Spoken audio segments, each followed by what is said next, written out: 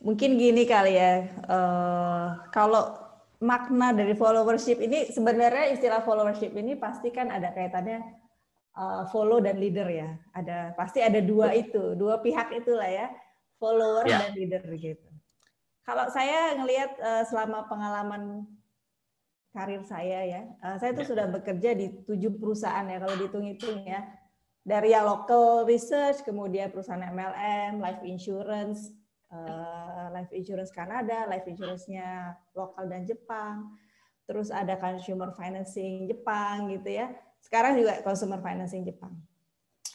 Dari 7 perusahaan itu posisinya juga dari level bawah banget dah istilahnya, dari staff kemudian supervisor, terus ya naik lah gitu ya. Asmen, manager, senior manager, VP, sampai sekarang bagian dari BOD.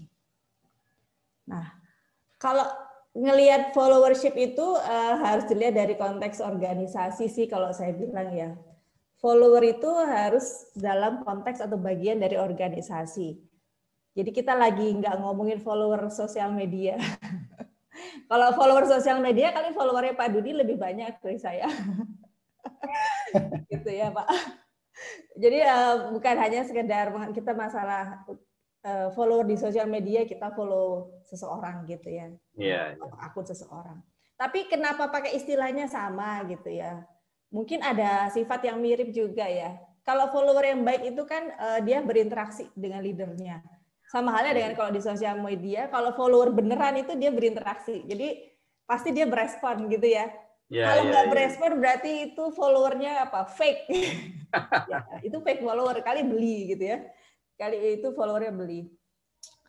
Mirip gitu, tapi memang bedanya konteksnya harus dalam suatu organisasi, di mana organisasi itu ada tujuan ya pasti. Mau dia perusahaan organisasi yang besar, kecil, startup, well established gitu ya, perusahaan yang profit oriented, NGO, itu pasti ada tujuan yang mau dicapai.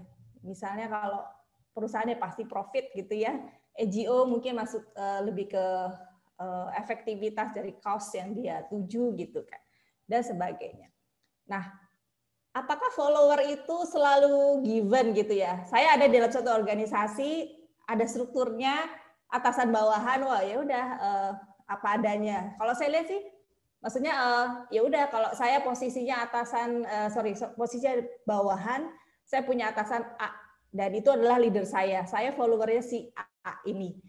Kalau saya lihat sih dari konsep followership itu sendiri nggak hanya ngomongin soal atasan bawahan, melainkan soal kapasitas. Jadi followership itu ngomongin kapasitas, ngomongin kemampuan dan willingness, kemauan untuk mengikuti seorang leader. Nah, ya. Kalau di sini ada milenial atau paling nggak seumuran anak saya kali nyerempet soal kayak misalnya game ya, game Among Us tuh tahu ya. Semua orang tuh yang di dalam game karakter yang ada dalam game itu harus memiliki kapasitas sebenarnya sebagai follower. Dia kan punya kemampuan melakukan task, tugas-tugas nih.